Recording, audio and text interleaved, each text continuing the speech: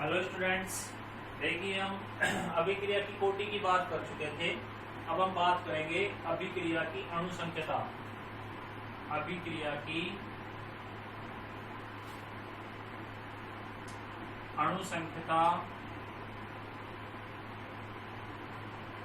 या अभिक्रिया की आणविकता।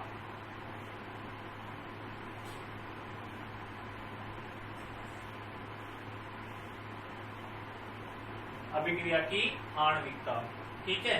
तो अणुसंख्यता क्या होती है, इसकी डेफिनेशन मैं आपको लिख देता हूं। किसी रासायनिक अभिक्रिया में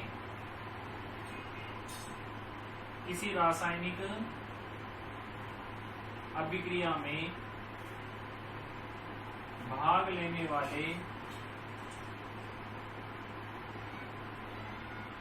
परमाणु अणु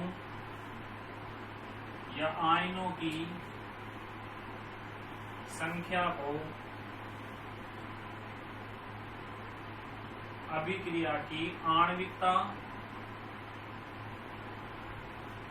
कहा जाता है।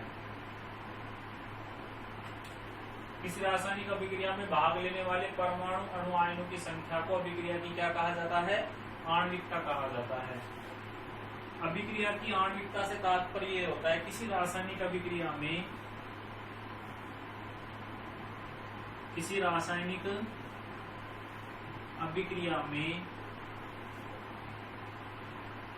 यदि एक अणु भाग ले रहा है,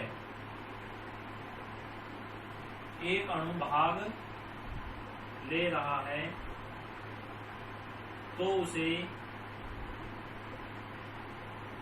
एकाणुक रासायनिक अभिक्रिया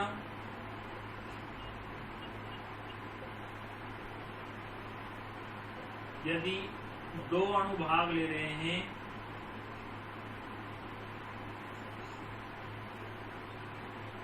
तो उसे द्विअणुक रासायनिक अभिक्रिया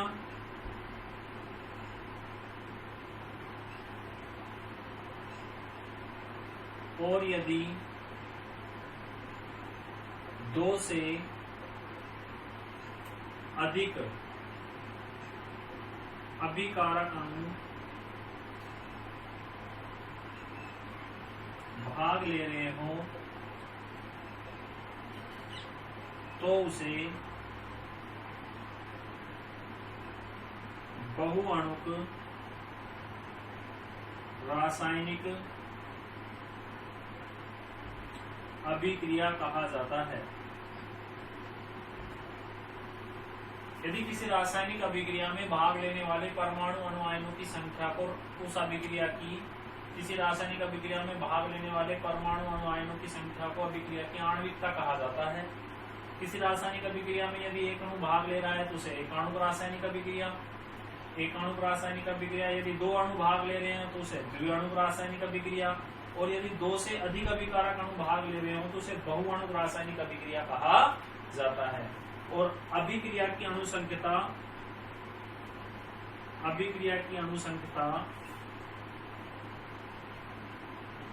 एक सैद्धांतिक मान होता है। सैद्धांतिक मान होता है, यानी कि एक थ्योरेटिकल वैल्यू होती है। क्या होती है? थ्योरेटिकल वैल्यू होती है। यह जटिल रासायनिक अभिक्रियाओं के लिए लागू नहीं होती। जटिल रासायनिक अभिक्रियाओं के लिए लागू नहीं होती। देखो, सबसे पहले तो डेफिनेशन, किसी रासायनिक अभिक्रिया में भाग लेने वाले परमाणु अणु आयनों की संख्या को उस अभिक्रिया की अणुसंख्यता कहा जाता है। यदि किसी रासायनिक अभिक्रिया में एक अणु भाग ले रहा है तो उसे एकाणुक रासायनिक अभिक्रिया कहेंगे। यदि दो अणु भाग ले रहे हैं तो उसे द्विअणुक रासायनिक अभिक्रिया कहेंगे। और यदि दो से अधिक अभिकारक अणु भाग ले रहे हैं तो उसे बहुअणुक रासायनिक अभिक्रिया कहेंगे। और यह एक सैद्धांतिक मान होता है जो थ्योरेटिकल वैल्यू होती है, और ये प्राथमिक अभिक्रियाओं के लिए लागू होती है, जटिल अभिक्रियाओं के लिए लागू नहीं होती। और इसके अलावा ये पूर्णांक में होती है। किसमें होती है? पूर्णांक में होती है, भिन्न के रूप में नहीं होती। ठीक है, और जटिल रासायनिक अभिक्रियाएं उन्हें कहा जाता है जो एक से अधिक पदों में संपन्न होती हैं। तो उसमें आपको एग्जांपल आगे बताऊंगा। पहले तो बात करते हैं हम एकाणुक रासायनिक अभिक्रिया क्या होती है, द्विअणु क्या होती है, बहुअणु क्या होती है। ठीक है, तो ये डेफिनेशन आपको अच्छे से समझ में आ गई होगी। अब हम बात करेंगे एकाणुक रासायनिक अभिक्रिया या द्विअणुक रासायनिक अभिक्रिया या बहुअणुक रासायनिक अभिक्रिया।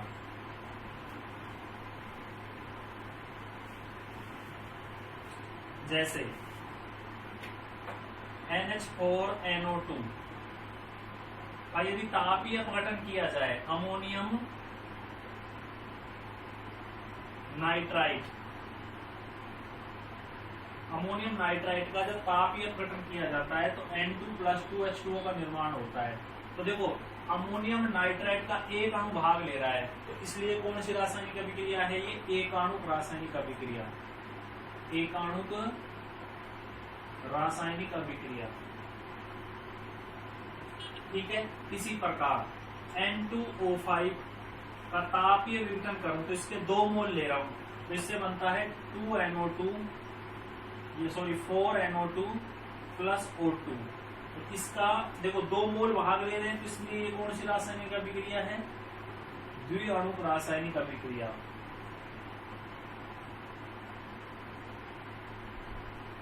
द्विअणुक रासायनिक अभिक्रिया।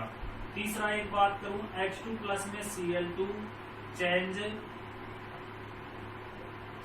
2HCl, यह है भी कैसी है, द्विअणुक रासायनिक अभिक्रिया, द्विअणुक रासायनिक अभिक्रिया। क्यों, क्योंकि देखो H2 का 1 मोल हो गया, Cl2 का 1 मोल हो गया, दोनों के मोल 2 मोल हो गए, तो ये कैसी है, द्विअणुक रासायनिक अभिक्रिया। ये भी कैसी है, द्विअणुक, और ये कैसी है, एकाणुक रासायनिक अभिक्रिया। यहाँ 1 मोल भाग ले रहा है, यहाँ 2 मोल भाग ले रहे हैं, यहाँ पर भी 2 मोल भाग ले रहे हैं। इसी प्रकार 2FeCl3 प्लस SnCl2 दोनों मिलकर बनाते हैं 2FeCl2 प्लस SnCl4। तो देखो यहाँ पर 2 मोल इसके, 1 मोल टिन डाइक्लोराइड का, तो यहाँ पर कितने हैं, 2 से अधिक, तो ये हो गई बहुअणुक रासायनिक अभिक्रिया। देखो यहाँ पर कितने मोल हैं, 2, यहाँ पर कितना है, 1, तो टोटल मोल कितने होंगे, 3, तो इसको कहेंगे बहुअणुक रासायनिक अभिक्रिया। और ये है द्विअणुक, ये द्विअणुक, और यहाँ पर एक ही अमोनियम नाइट्राइट के मोल में कंसंट्रेशन में परिवर्तन हो रहा है, इसलिए कैसी है ये, एकाणुक रासायनिक अभिक्रिया। यहाँ पर भी 2 मोल N2O5 के 2 मोल में रासायनिक परिवर्तन हो रहा है, तो ये भी द्विअणुक रासायनिक अभिक्रिया हो गई। ये भी द्विअणुक है, ये कैसी है, बहुअणुक रासायनिक अभिक्रिया। तो किसी रासायनिक अभिक्रिया में भाग लेने वाले परमाणु अणु आयनों की वह संख्या, अणुओं की संख्या, किसी रासायनिक अभिक्रिया में भाग लेने वाले परमाणु अणु आयनों की संख्या को उस रासायनिक अभिक्रिया की आणविकता या अणुसंख्यता कहा जाता है। यदि किसी रासायनिक अभिक्रिया में एक अणु भाग ले रहा है और उसी की सांद्रता में परिवर्तन हो रहा है तो उसे एकाणुक रासायनिक अभिक्रिया कहेंगे। यदि 2 अणु भाग ले रहे हैं तो उसे द्विअणुक रासायनिक अभिक्रिया कहेंगे, और यदि 2 से अधिक अभिकारक अणु भाग ले रहे हैं तो उसे बहुअणुक रासायनिक अभिक्रिया कहेंगे। और यह एक सैद्धांतिक मान होता है। कैसा मान होता है, सैद्धांतिक मान होता है, भिन्न के रूप में नहीं होती। प्राथमिक अभिक्रियाओं के लिए लागू होती है, जटिल अभिक्रियाओं के लिए लागू नहीं होती। ठीक है, अब जटिल रासायनिक अभिक्रियाएं होती क्या है उनको मैं आपको बताता हूं।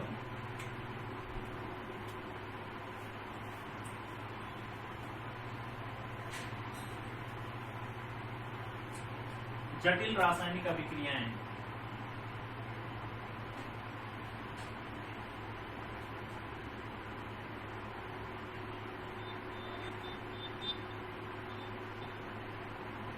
जटिल रासायनिक अभिक्रियाएं वे रासायनिक अभिक्रियाएं जो एक से अधिक पदों में संपन्न होती हैं।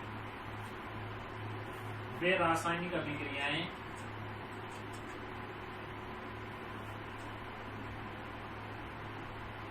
जो एक से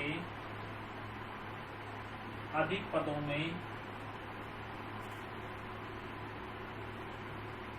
संपन्न होती हों उन्हें जटिल रासायनिक अभिक्रिया कहा जाता है। वे रासायनिक अभिक्रिया जो एक से अधिक पदों में संपन्न होती है उन्हें जटिल रासायनिक अभिक्रिया कहा जाता है। जैसे N2O5 का तापीय अपघटन, N2O5 का तापीय, अभी हमने रिएक्शन पढ़ी N2O5 की।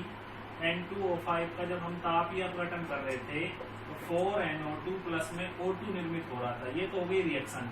अब इस रिएक्शन में देखो दो स्टेप होंगे। स्टेप फर्स्ट, N2O5 को गर्म किया तो इससे बना NO2, देखो NO2 और प्लस में नवजात ऑक्सीजन,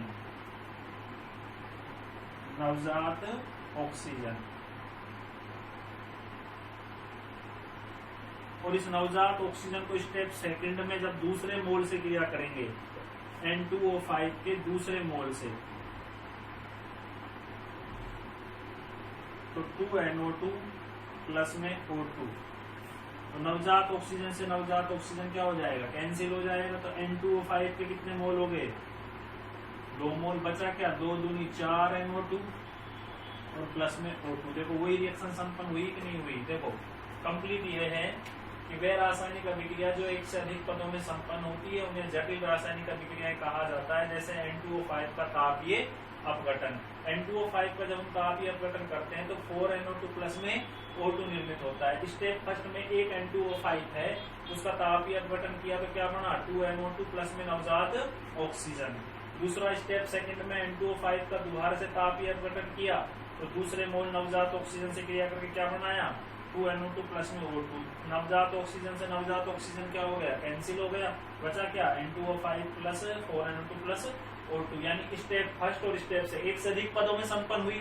तो ये रासायनिक अभिक्रियाएं जटिल रासायनिक अभिक्रियाएं होती हैं। इन रासायनिक अभिक्रियाओं के लिए अभिक्रिया की आणविकता का निर्धारण नहीं होता, अभिक्रिया की कोटि का निर्धारण जरूर होता है। कोटि कैसे है, क्योंकि केवल N2O5 की सांद्रता में परिवर्तन हो रहा है, इसलिए अभिक्रिया की कोटि कितनी हो गई, 1। केवल सांद्रता परिवर्तन किसका हो रहा है, N2O5 का, लेकिन आणविकता का पता नहीं चल रहा क्योंकि एक से अधिक इस पदों में संपन्न हो रही है ना, इसलिए आणविकता का पता या अनुसंगता का पता नहीं चलता।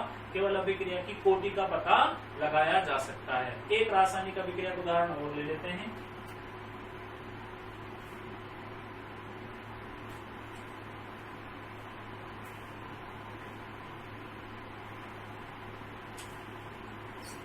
जैसे N2O 2N2O change 2N2 plus O2, ठीक है, ये तो हो गई रिएक्शन। अब इसमें स्टेप फर्स्ट देखो, स्टेप फर्स्ट में क्या होगा, N2O N2 प्लस में नवजात ऑक्सीजन,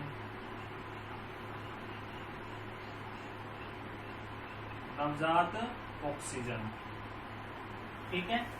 दूसरा स्टेप सेकंड जो होगा उसमें N2O प्लस नवजात ऑक्सीजन N2 प्लस में O2। रिएक्शन को नवजात ऑक्सीजन से नवजात ऑक्सीजन क्या होगी, कैंसिल हो गई, क्या बचा, 2N2O चेंज होकर क्या बना रहा है, 2N2 प्लस में O2। क्लियर। तो ये भी क्या है, एक से अधिक पदों में संपन्न हो रही है, तो अनुसंगता का पता नहीं चलता, केवल कोटि का पता चल रहा है, केवल इसकी सांद्रता में परिवर्तन हो रहा है, तब जाकर क्या बन रहा है, N2 प्लस में O2। तो अभिक्रिया की कोटि का तो पता लगाया जा सकता है जटिल अभिक्रिया के लिए, लेकिन अभिक्रिया की अनुसंगता का पता नहीं लगाया जा सकता। तो केवल अभिक्रिया की कोटि निर्धारित होती है, अनुसंगता निर्धारित नहीं होती। वे रासायनिक अभिक्रियाएं जो एक से अधिक पदों में संपन्न होती है उन रासायनिक अभिक्रियाओं को जटिल रासायनिक अभिक्रियाएं कहा जाता है, ठीक है। तो ये थी अनुसंगता, अभिक्रिया की अनुसंगता या अभिक्रिया की आणविकता। अब हम बात करेंगे अभिक्रिया की कोटि और अनुसंगता में अंतर।